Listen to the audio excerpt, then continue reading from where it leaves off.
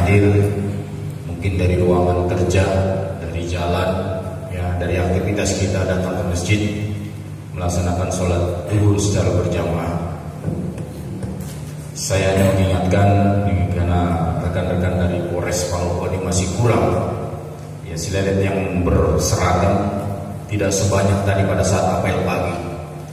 Ya, maka dari itu saya tekankan dan saya programkan untuk Polres Palopo, ya, setiap sholat marilah kita berjamaah di masjid dimanapun itu, tidak harus di masjid kantor, ya, silakan di mana aktivitas berada rekan-rekan dalam melaksanakan tugas, jangan tinggalkan sholat.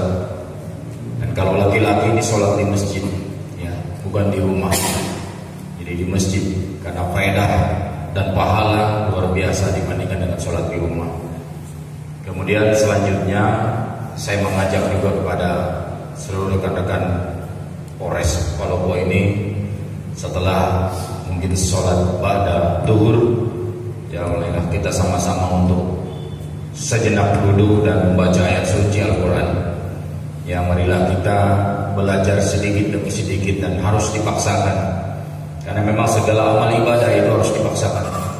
Ya, membaca surat, mungkin surat-surat pendek, bagaimana hafalan kita saja sambil membaca, mudah-mudahan bisa bertambah terus sampai dengan 30 juz. Ya, mari kita sama-sama, kalau kita diajak baik, ya, kita harus ikut, karena Allah akan memperhatikan kita apabila kita juga memperhatikan Yang Maha Kuasa. Ya, saya kira itu penyampaian sedikit dari saya.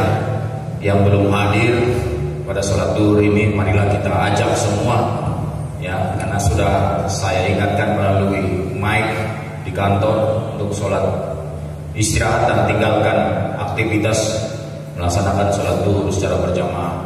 Namun peringatan-peringatan, istirahat-istirahat, tidak juga sholat di masjid, saya tidak tahu nyambutnya di mana. Marilah kita sama-sama mengingatkan kembali. Terima kasih.